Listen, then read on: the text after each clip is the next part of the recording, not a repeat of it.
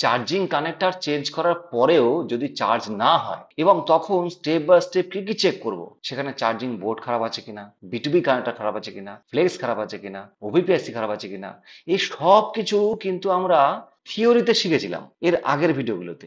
আজকের ভিডিওতে আমরা জানবো যে এক্স্যাক্টলি কোথায় কোথায় আমরা চেক করব, কোথায় জিআর চেক করব, কোথায় ভোল্টেজ চেক করব, হ্যাঁ, এবং এর প্র্যাকটিক্যাল। তো চলুন শুরু করা যাক।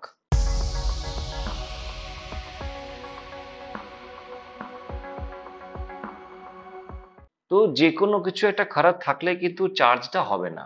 আমরা এই জায়গাটা কিন্তু খুব ভালো করে দেখেছিলাম যে যদি আমাদের কাছে একটা কাজ আসে, প্রথমেই আমরা যেটা করব সেটা হচ্ছে এই জায়গাটায় ভোল্টেজ চেক করব। হ্যাঁ, যদি চার্জটা না হয়। আবার এরকমও শুনেছিলাম যে 6 ভোল্টের যে চার্জার, সেই 6 ভোল্টের চার্জার প্রথমে কানেক্ট করে দেখব সেই 6 ভোল্টের চার্জারের লাইটটা অফ হয়ে আছে কিনা। যদি অফ হয়ে যায় তাহলে আমরা বুঝবো এই লাইনটা শর্ট আছে।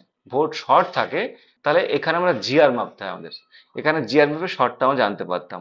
এই সবগুলো জাস্ট শুনেছিলাম, দেখেছিলাম, মানে ছবিতে দেখেছিলাম। হ্যাঁ, প্র্যাকটিক্যাল কিন্তু হয়নি। তো এই সবটারই প্র্যাকটিক্যাল কিন্তু আজকে হবে। তো সেইভাবে আমরা শুরু করে চলুন। প্রথমে আমাদের যে কাজ সেটা আমি ধরে নিচ্ছি, হ্যাঁ, ফোনটা আপনি খুলেছেন। হ্যাঁ, এবার তা খোলার আগেই আপনি এখানে আপনার চার্জিং কানেক্টরে এখানে আপনি চার্জার কানেক্ট করেছেন। ঠিক আছে, চার্জার কানেক্ট করার পরে আপনি দেখলেন যে আপনার, আমি একদম শুরুতে যাচ্ছি, ধরে নিচ্ছি লাইনটা শর্ট যদি হয়। হ্যাঁ, শর্ট হলে কি হয়, ওপেন হলে কি হয়, সবটা আমরা জানবো স্টেপ বাই স্টেপ। ধরুন প্রথমে আমি জানবো আমরা যে যদি শর্ট হয় মানে 6 ভোল্টের যে চার্জারটা, সেই 6 ভোল্টের চার্জারের লাইটটা বন্ধ হয়ে যাচ্ছে। ঠিক আছে, তাহলে আমরা সেটাকে কিভাবে রিপেয়ার করবো এটা প্রথমে জানবো। আর তারপরে জানবো যে 6 ভোল্টের চার্জার লাইট অফ হচ্ছে না, কিন্তু তারপরেও চার্জ হচ্ছে না, মানে সেটা ওপেন আছে ধরে নিতে পারি। এবার সেই ওপেন এবং শর্ট সবগুলোই, মানে সব রকমের প্রবলেম কিভাবে সলভ করতে হয় আমরা কিন্তু স্টেপ বাই স্টেপ দেখবো। আচ্ছা, আমি তাহলে প্রথমটা এই দেখুন, সব কিন্তু আমরা ইমেজিং করে নিচ্ছি, তার কারণ এই যে আমার হাতে যে বোর্ডটা আছে এটা কিন্তু ভালো একটা বোর্ড। ঠিক আছে, তো এই বোর্ডটাতেই আমরা কিন্তু ধরে নেব যদি এই ধরনের প্রবলেম হয়, যদি এই ধরনের প্রবলেম হয়, এরকম বিভিন্ন রকম প্রবলেম আমরা নিজেরা নিজেরা ভেবে নিয়ে, হ্যাঁ, আমরা সেইগুলো চেক করব একটা একটা করে। ঠিক আছে, তো প্রথমে যাচ্ছি ওই আহ, যে 6 ভোল্টের চার্জার, সেই 6 ভোল্টের চার্জারের লাইটটা ধরুন অফ হয়ে যাচ্ছে। তখন আমরা কি করব, আমরা এটা বুঝতে পারছি যে ভি বাস লাইনটা শর্ট। তাহলে ভি বাস লাইনটা কোনটা, এইটা ভি বাস লাইন, এইটা, তাই তো। আর এই লাইনটাই চলে এসেছে এখানটায়। তো এই দু জায়গার মধ্যে এক জায়গাতেই যদি আমরা জিআর চেক করি, জিআর মাপি, তাহলে কিন্তু এই শর্টটা বোঝা যাবে। আচ্ছা, এবার জিআরটা কত আইডিয়াল জিআর হওয়া উচিত সেটা আমরা জানতে পারবো কোথায়, এই বর্ণীয় থেকেই জানতে পারবো। দেখুন এখানে যে ডায়োড মোড লেখা আছে, এখানে এই কানেক্টরে ক্লিক করলে এখানে কিন্তু এক্সাক্ট জিআরটা কত জানা যাবে। দেখুন এখানে শুধু বি কানেক্টরের জিআরটা কত সেটা দেখেছে। এই দেখুন এটা হচ্ছে ভিবাস লাইন। আচ্ছা, এই যে ভিপাস লাইনটা, এই ভিপাস লাইনে যে জিআটা দেখাচ্ছে দেখুন 389, এটা কখনো কখনো কমও হতে পারে আবার বেশিও হতে পারে। আমরা দুটোকেই কিন্তু ডিসকাস করবো যে বেশি হলে কি প্রবলেম, কম হলে কি প্রবলেম। আগে জিআটা মাপি, তারপরে দেখছি। জিআর মাপার পদ্ধতি কি আমরা এর আগে জেনেছিলাম। এখানে আমাদের মিটারটা এই মুহূর্তে আছে ওহমস মোডে, ওহমস দেখুন। আর এটাকে আমি চেঞ্জ করে দেবো, এখন দেখুন বার্জার মোডে আছে। এখন দেখুন ডায়োড মোডে আছে, এখন ডায়োডের চিহ্ন হচ্ছে। ঠিক আছে, ডায়োড মোডে আছে। এইবার আমার বাঁ হাতে আছে রেড পোর্ট আর ডান হাতে আছে ব্ল্যাক পোর্ট। এটা হলো আপনার জিআর মাপার পদ্ধতি। এইবার আপনার কি করতে হবে, ব্যাটারি কানেক্টর ডিসকানেক্ট করে দিতে হবে। ব্যাটারি কানেক্টর দেখুন, মোবাইলের ব্যাটারি কানেক্টর ডিসকানেক্ট করে দিচ্ছেন। চার্জারও লাগানো নেই, আমি আগে দেখে নিয়েছি। চার্জার লাগিয়ে ধরে নিচ্ছি যে শর্ট আছে, মানে লাইটটা অফ হয়ে যাচ্ছে। এবার জিআর চেক করতে হবে। এবার এই যে বাহাতে যে রেড পোর্টটা আছে, এই রেড পোর্টটা আমি কানেক্ট করছি মোবাইল ফোনের যে কোনো গ্রাউন্ডে। হতে পারে এখানে, এখানে ধরছি, এখানে হতে পারে। ঠিক আছে, বা নিচেও ধরতে পারি এখানে। হ্যাঁ, এটাও গ্রাউন্ড। ঠিক আছে, এখানে ধরে আমি যেখানকার জিআর মাপতে চাই সেইখানটা, মানে এইখানে আমি টাচ করছি। দেখুন তো কত দেখাচ্ছে, 565 বা 564 কিছু একটা জিআর দেখাচ্ছে।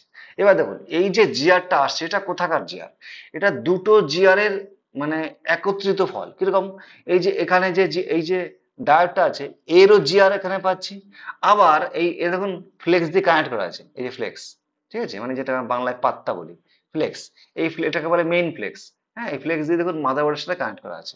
এবার এই যেখানে কানেক্ট করা আছে সেহেতু মাদারবোর্ডের যে জিআরটা, হ্যাঁ, সেই জিআরটাও কিন্তু আমি ওখানে মাপতে পারছি, যেহেতু ফ্লেক্স দিয়ে কানেক্ট করা আছে। ঠিক আছে, আমরা কিন্তু ওই জিআরটা যে কত হওয়া উচিত সেটাই কিন্তু আমরা বর্ণিত দেখতে পেলাম। 300 কত দেখলাম না, 389 না কত, 389, হ্যাঁ, এটা দেখলাম। এবার দেখুন এই যে জিআরটা মেপে দেখলাম, আচ্ছা এখানে একবার মেপে দেখি, এইখানটা একবার দেখি এখানে কত আসছে, তাহলে একটা বুঝতে পারবো আমরা যে এক্সাক্ট কত হচ্ছে। এখানে দেখুন, দেখতে পাচ্ছেন না? না, হ্যাঁ, দেখতে না পারেন একটু বলবেন, কারণ আমি ধরুন মাইক্রোস্কোপের দিকে চোখ, হ্যাঁ, আপনি এদিকে বুঝতে না পারলে একটু বলবেন আমাকে যে দেখতে অসুবিধা হচ্ছে বা ঝাপসা হচ্ছে, যে কোনো প্রবলেমে আমাকে বলবেন। আচ্ছা এখানে এখানে টাচ করে দেখি, দেখুন এখানে এখানে দেখুন সেই 563 564 দেখাচ্ছে। তার মানে এই যে ফ্লেক্স দিয়ে কানেক্ট করা আছে ওই জন্য কিন্তু একই জিআর দেখাচ্ছে। ওরা যে মাল্টিমিটার ব্যবহার করেছে সেই মাল্টিমিটারের সাথে এটা ম্যাচ নাও করতে পারে। যে জিআরটা এখানে আমরা দেখছি এটা বেশি হলে খুব একটা কিন্তু ক্ষতি নেই, আর কম হলে কিন্তু বেশি ক্ষতি।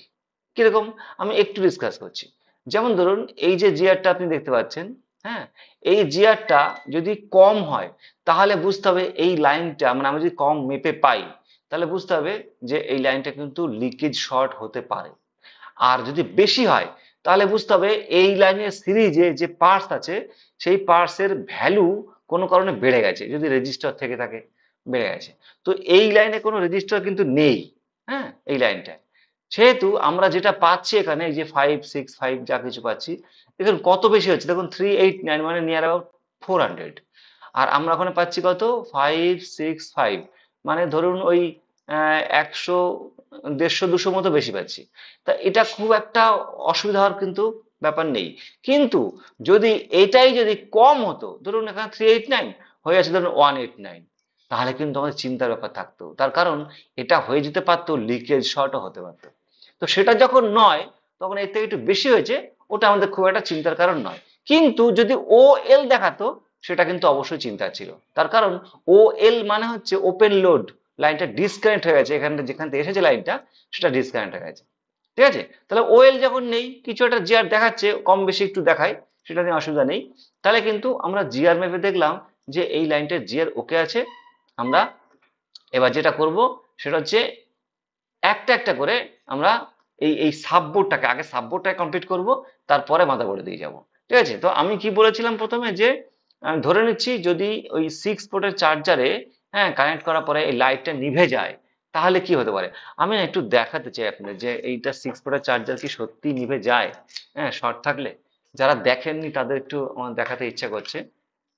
এটা হচ্ছে 6 পোর্টের চার্জার। এবার এইটা বন্ধ হয়ে যায় যদি এই লাইনটা শর্ট থাকে।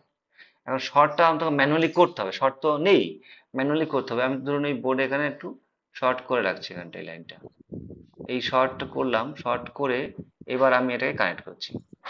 দেখুন লাইটটা নিভে যাচ্ছে কিনা, খেয়াল করুন। ঠিক আছে, কানেক্ট করছি, এই আমার হাত পুড়ে যাচ্ছে, মানে এত গরম হয়ে যাচ্ছে। অ্যাম্পিয়ার বেশি টানে তো স্যার।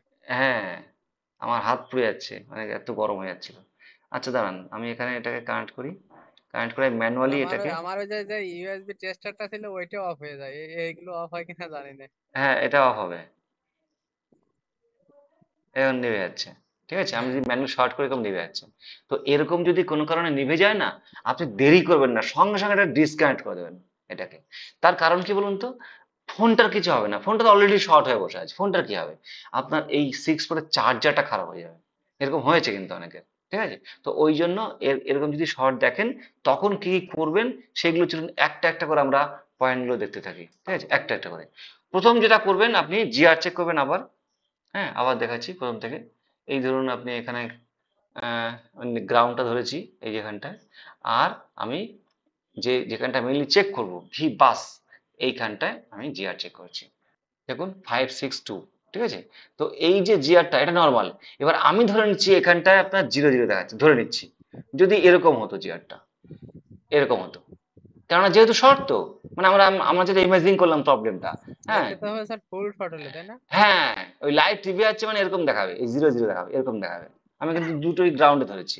এবার যদি এরকম হয় তাহলে আপনি কি করবেন, সাববোর্ড খারাপ নাকি মাদারবোর্ড খারাপ, এই দুটোর মধ্যে কোনটা খারাপ এটা কিন্তু আমাকে ডিসিশন নিতে হবে, মানে বুঝতে হবে। এই ভিডিওটা কিন্তু অনেক লম্বা ভিডিও, তো বেশি লম্বা ভিডিও ইউটিউবে দেখতে কিন্তু আপনার বিরক্তি লাগতে পারে, মানে মাঝে মাঝে অ্যাড চলে আসে। তো আপনি একটা কাজ করুন, আপনি প্লে স্টোরে যান, প্লে স্টোরে গিয়ে আমাদের অ্যাপ ডাউনলোড করুন, প্লে স্টোরে টাইপ করুন কুইক সলিউশন বাই মানস, অথবা ডিসক্রিপশনে লিঙ্ক আছে, আপনি ডাউনলোড করে নিন। ডাউনলোড করে সাইন আপ করার পরে আপনি কী করবেন, এই Android mobile phone repairing course hardware এটার উপরে ক্লিক করুন। ক্লিক করার পরে দেখুন এখানে কন্টেন্ট, এই কন্টেন্টে ক্লিক করুন। তারপর দেখুন এখানে ফ্রি কন্টেন্ট আছে, এই ফ্রি কন্টেন্টে যাবেন, গিয়ে এখানে চার্জিং, এখানে ফ্রি কন্টেন্ট, এখানে গিয়ে দেখুন এই ভিডিওটা 1 ঘন্টা 3 মিনিটের ভিডিও, এটাকে আপনি চালু করুন। এবং এখানে দেখুন এখানে কোনো অ্যাডভার্টাইজ নেই, আপনি রিল্যাক্সে দেখতে চার্জিং পাবেন। কানেক্টর কি চেঞ্জ সুন্দর, করার পরেও যদি চার্জ না হয় এবং তখন স্টেপ বাই ঠিক আছে? স্টেপ নিচে দেখুন কত বড় ভিডিও, এবং আপনি এখানে, কি বলতে হবে তো সেটা কি নাই কি নাই ঠিক আছে, পিওরিটি শর্ট, এটা তো ম্যানুয়ালি শর্ট করলাম, এটা দেখা এভাবে দেখুন, দেখুন ঠিক আছে।